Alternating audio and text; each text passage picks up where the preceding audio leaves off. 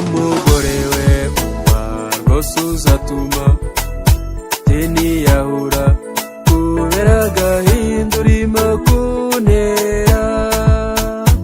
Uziyahure n'abahima yari umugabo kandi nawe ntiyari yiyanze.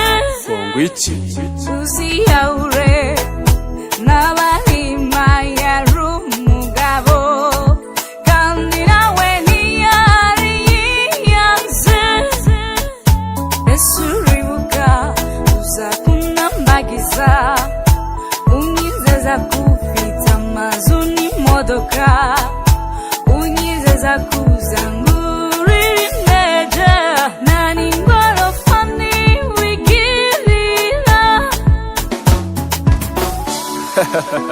Uraseka uraseka.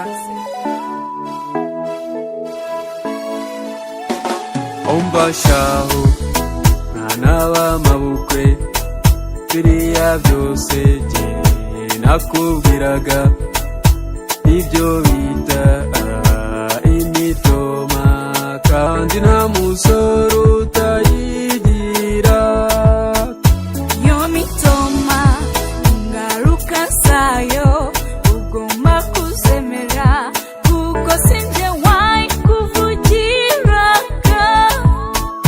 Wanyijeje ibitabaho zezi wawe ngira ngo twayobye nkawurara nkicecekera ariko none ubu ndarambiwe. Uzansohokana sinzabyanga uzankurira inkoko iyo nzayitapfuna umenye ko abanyemari bariho.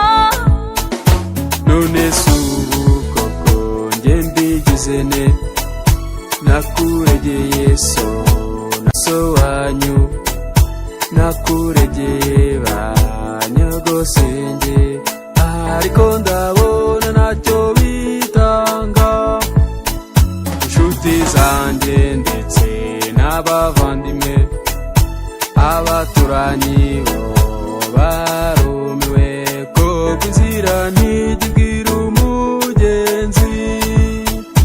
Nibe nawe ufite abundegaho njyewe sungu nakurega hehe ko nzi ko n'iwanyu batanankunda.